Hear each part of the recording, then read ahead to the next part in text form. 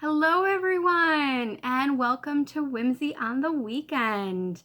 It is actually Halloween, but I woke up this morning with, extra crafting energy. So ran out to the post office, delivered a few boxes, cut a couple more wool hats, and now I'm in the mood to finally decorate some of my straw cornucopias. Okay, so these have been available in my Etsy shop for a couple weeks now. So I know a few of you have these.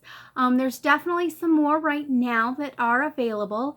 And if I run out, I'll add some more because they're a lot of fun to make. I'm enjoying these. But I have said for a couple weeks now that I would share some decorating ideas. And just been kind of in a funk. So today I'm just going to roll with it. So Miss Clara is behind the curtain right now. She's trying to say hello. It's not a crafting day to say hello, so hopefully we'll be good there. Okay, so like I said, the cornucopias are available in my Etsy shop. I'll add the link for those of you that are unfamiliar with that. There's a variety of them. I don't have a whole lot of naturals, but there's some green. There are some blush. There are a few coppers. I think I have a couple walnuts over there as well. All right. And now I'm noticing why the handle on that basket keeps getting untied. She is strategically pulling that apart. This is cute. If the camera could reach, I would totally show you, but it won't. All right, so I'm going to angle this down, okay? So you can see what's in front of me, and it looks like my drink's in the way. Okay, so where am I going to put that now? We'll just move these over. There you go. It's a little better. Okay, so I have a few things in front of me. Different ideas on what you can use. So I have a few little corsages here. Different pinks. And these are actually from the thank you cards from one of my favorite floral shops. This is Pink Swan Millinery. They're on Etsy. Love them. So I have a couple of those. And when I did the cornucopias, I had these in mind. I'm like, oh, that's one of the things I really want to use. Another sprig option. These are from one of the big box crafting stores. I ordered these online.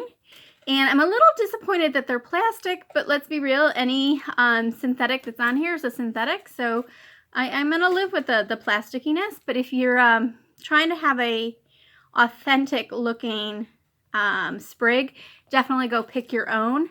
I don't have a lot of trees around here I can raid just now. The downside of being in an apartment complex. Okay, then I have a few ribbons. And I really did just throw these like everywhere. So this is some of that really pretty green and blue and white plaid that I used for some of the kitties. If you missed the kitties, here's one of the kitties with a cute little ribbon. And then I had used the sage on the kitty, but I have a little bit of this beautiful velvet check ribbon. Love this.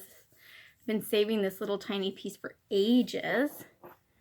Then of course I had to pull out some of the tape that came from Family Heirloom Weavers. Been really enjoying working with this. I'm almost out of that. And then of course one of my favorites here, oh, sorry about the crinkling noise, are the cotton satines. Few narrower options here. And of course you could use some of the pretty satin au frais ribbons that are available at the same big box stores. Okay. Oh, I'm almost forgetting. Check out this vintage ribbon. This is just about the perfect holiday ribbon with the holly there. So I love that. I'm actually afraid to use this because it's so pretty. And part of me wants to put it in the ribbon collection rather than use it. I love this little bit of ribbon. All right, and then you could go with, these are some of the jingle bells that I used for the kitties. Got the jingle bells, and then, I can grab them. These I got from my favorite quilt shop, Chestnut Bay. These are little like, the little like light bulbs for the tree. How cute are those? I put those on a couple of the kitties already. But they would look really cute on some of the cornucopias. So you could go very floral, you could go very holly spriggy, you could go really cute. You could totally put a little figurine in here. Oh, that would be cute. Here's one of Samantha's dolls. So with the larger cornucopias, so that's going to be, I think I have one green and one white that are large this size. How great would that look with the doll? You could put the doll standing. You could definitely do like the doll laying down somehow. Sideways, there we go. All right, I think that's my favorite. Sideways like that. So you could dress your little dolly in a little, little silk or velvet dress, and then make a little Christmas scene inside your cornucopia. Okay, so now I'm totally picturing what my grandmother used to do. So my grandmother, my grandparents lived in a house that was early 1800s. Not right now, honey. Back up. Not now. Come on. Let go. Let go, please. Thank you. All right, so they lived in a house that was early 1800s. It was originally the post office, and then a variety of shops over the years. And the house itself had a lot of the raw wood beams, horizontally but also vertically, the kind for the walls. And then each of the beams would have little nooks. And they were sometimes like 3 or 4 inches tall, but only an inch, inch and a half wide. And come holidays, she would decorate each of those little nooks with little miniature scenes. So that's kind of what I'm picturing in some of the cornucopias, little miniature scenes. All right. Oh, I forgot. One other thing I pulled out. I have a little bit of one of my straw trims left. I was thinking one of the pieces I should include some of this straw trim, or maybe I'll save it and put it on one of the wreaths that I'm doing for myself. So I made a couple wreaths out of straw. Okay, now that I see that, yeah, I'm going to have to do that. So that's what this will be saved for. All right. So let's take a look. I think I'm going to do the big sprigs first. Now I had noticed that these aren't quite, while they're the right depth, some of the stuff gets lost. I think I noticed it more with this one. Okay, now that I'm doing that today, I think that's actually just fine. All right, so what I want to actually do is I want to combine, Clara Rose, no, not today. Back, please. Thank you. Okay, so I want to make sure that my flowers and my little pine cone, my little berries and pine cone, that's what I mean, are up on the top. And this bottom sprig is on the bottom. I'm hoping I can do that by hand there. And I want to put these two together. Okay. So I did get out the pliers just in case I need them. I'm kind of hoping I don't. And here's where I'm noticing there are actually 2 different faux greeneries. So I want to definitely get those spread in amongst each other. So I'm going to twist the berries down in there. And then I want to get, how do they put that in there? Oh, they put the pine cone up there. All right, so actually I want to move the berries over, I think. Come here, berries. Yeah, I want the berries over on the left, my left, your right. And then I'll put that pine cone down there. Okay, so that actually makes a much fuller sprig. Let me grab one other one here so you can see them side by side. I'm much happier once they're two together rather than one by itself. They're much more full. Okay. Now I did pull out a little floral tape we can use. So this becomes one stem. This is not in any way essential. I've just gotten into the habit of using this. And I honestly don't even know if I'm using it technically the right way. The florist I had been learning a few things from had his own little midlife crisis, closed up his gorgeous historic building shop, and went on to other things. I don't even know what the other things were. So there we go. And this larger one, yeah, that'll fit in there just fine. Now I want to shape it a little bit just to kind of reflect the shape of my cornucopia. So I'm curving it. Let's test that, and I think that fills in really well. So let's go back and decide which ribbon I want to use. Okay, so that's the green plaid. Here's the bright red. Maybe.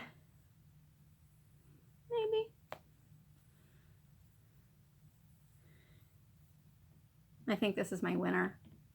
This is what I like. All right. So I'm actually just going to do a short, let's see, this is 7 inches. And I'm going to cut both ends at an angle.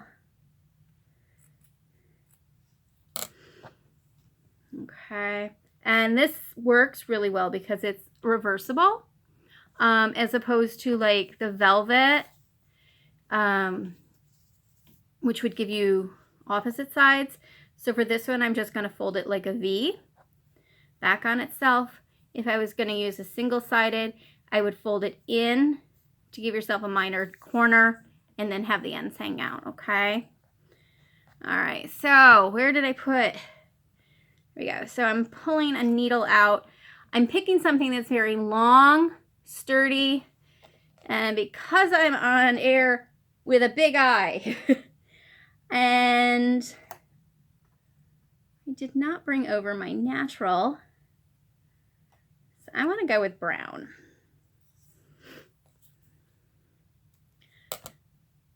It's like I have literally a half dozen straw colored natural straws, and that's the one I didn't bring this morning.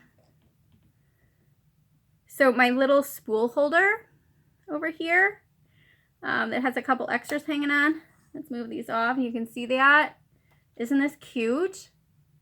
So that was actually a yard sale purchase with my little sister, who's not so little anymore. That was $4. And I love it so much, I want another one. Do you think I can find another one just like it? Nope. All right. So I am going to first add my ribbon. And I'm holding the cord out of the way. And just so you know, each of the cornucopias come with a basic string. You can change that out. I just wanted to put something neutral in there to give you an idea on how to hang it. And it's completely up to you what you want in the long run. You can do a fancy cord. You can do a ribbon, anything you want really. All right, so for the ribbon that I'm adding, I don't want to go too far back in there for this. I'm just going to go about that far. All right. Realizing this is a little challenging in terms of holding the cord and everything for the camera. All right. So I'm just going to tack this in there. Okay, can you see? Good.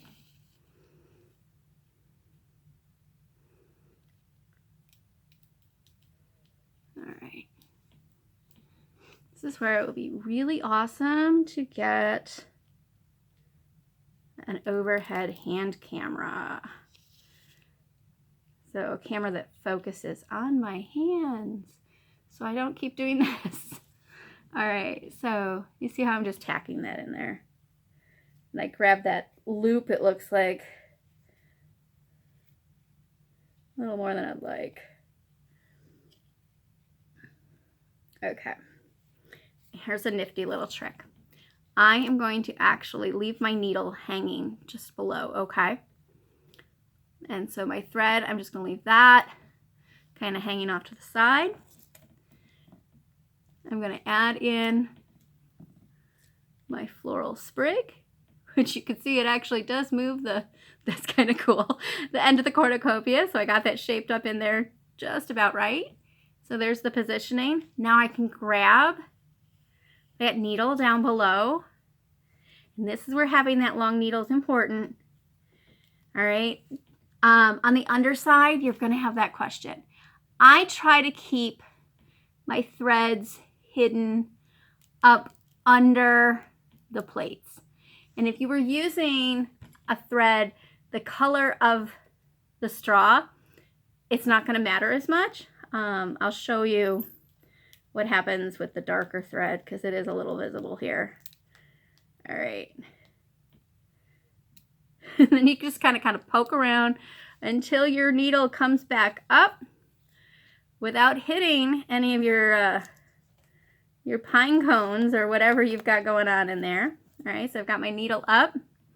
I'm just going to hide my threads around the berries, making sure I go over the stem and back down.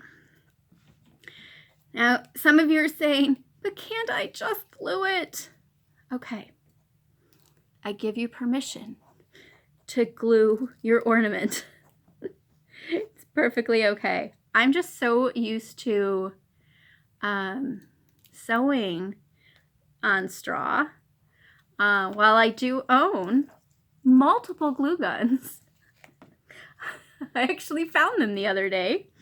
I haven't used them in, well, at least a decade.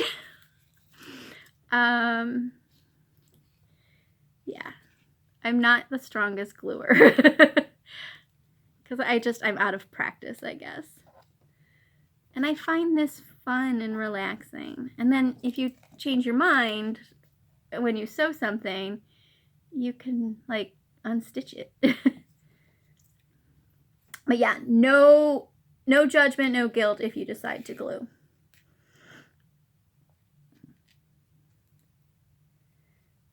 I'm realizing, looking at the underside, there's a couple extra threads that I left.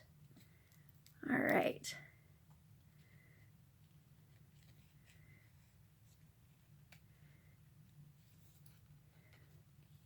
It's kind of funny sewing around these little plastic dudes here.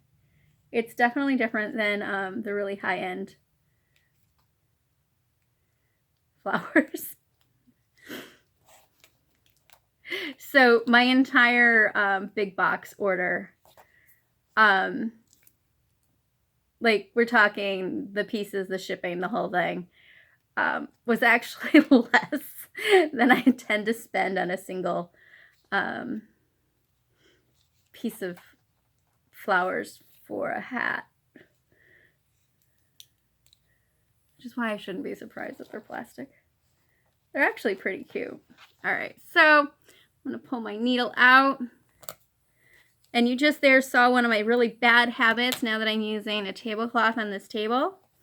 I just stuck it right in the tablecloth, even though 6 inches away is my needle book. Pink cushion. All right, I'm just picking off little extra threads that I forgot to trim earlier. But this is kind of cool. Look, put it down upside down. Whoop, it wants to go that way. All right, so here's my decorated cornucopia.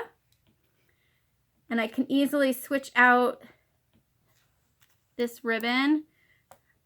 Switch it out with the length of this. This is that really nice cotton sateen. Just gonna snip this. but watch what I'm gonna do. Just gonna do a little knot combining the string that's already there and the new ribbon. And I'm gonna pull this through. I was so happy when I figured this out. Like, woo, it'll work. All right, and here's where it's hard. I'm gonna prove myself wrong. I actually got too much going on down there.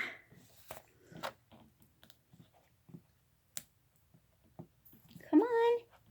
There we go. All right. If it's really, really tight down there, like at the end, don't do what I just did. It's not a big deal for me to do it since, well, like, I can just make another one. I'd hate to have you damage yours. You can either run the ribbon through like that, or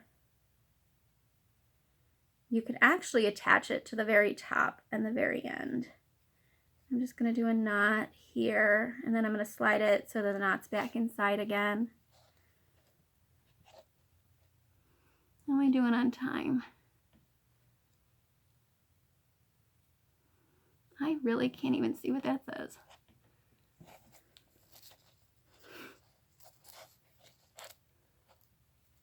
All right. So there's the first one. Okay. So let's go on to the second one. All right, and this one I know has the smaller one, so I'm just gonna pop this cord out right now. Okay, so this one I wanna put one or both of these in there. I think, why not do both, right?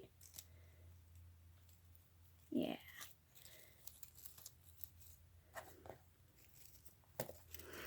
Just pull these apart. Make sure there's enough greens. Put the light one in the middle. Do that towards the back. Yeah.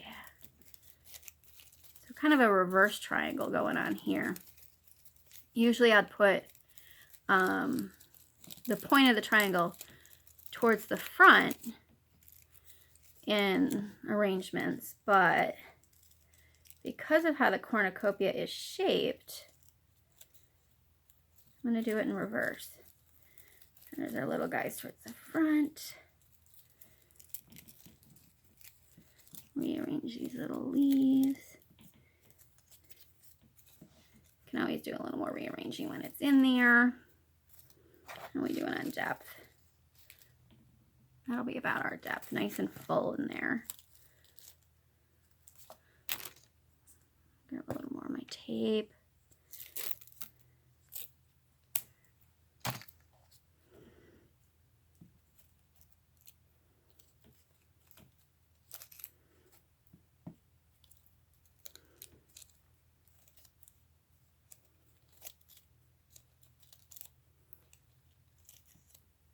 Oh, now I can see it. 23 minutes.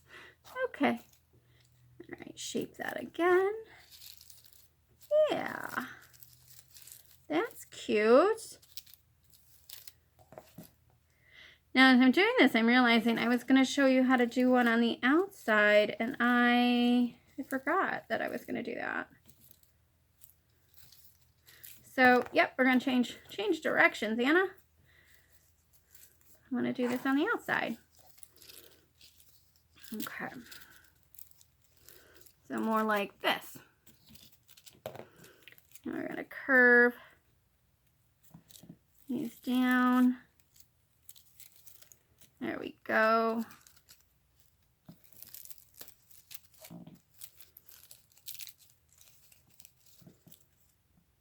Yeah. What do you think? Kind of can't even see it. There we go. So that's how you could just tack that down out there and then add some ribbon. And I've stumped myself. I want to go back the other way. All right, I'm going to quickly go back the other way. That's just a quick show of how you could do it on the outside then. All right. Yeah, because I like you on the inside. I'm actually thinking about Not that one. Weirdly enough, I'd like the blue ribbon with it.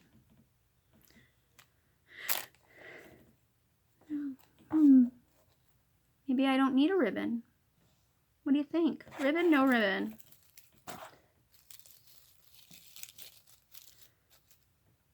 I like that without the ribbon. So where'd my thread go? There we go.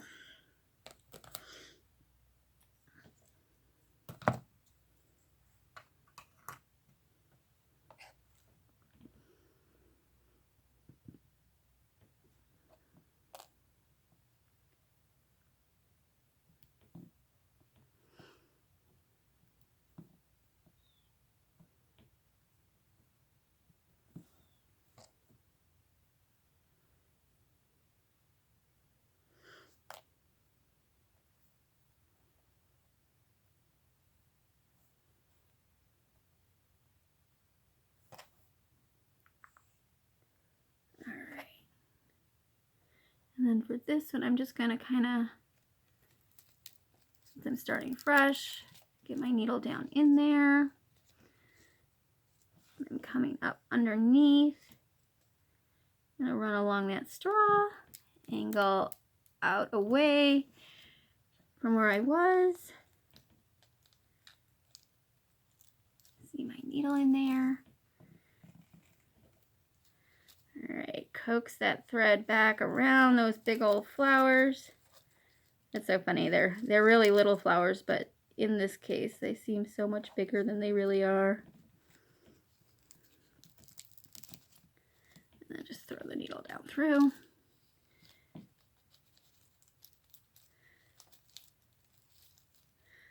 I like to use my fingernail when I have them to make sure the threads are not tangled around things like petals. Otherwise, you could use a little pokey stick. Bodkins work very well. Not bodkins, stilettos is what I mean. There we are. And really, only a few stitches are needed to get this secure.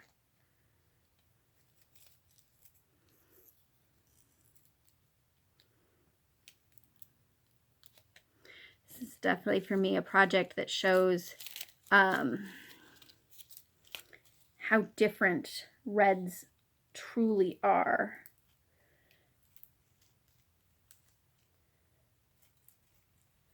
Because this red over here is such a bright, almost true red. And then I've got several ribbons on the table that are also reds, but definitely not, you know, the same family of red. You got the blue reds, you've got true reds, you've got orange reds.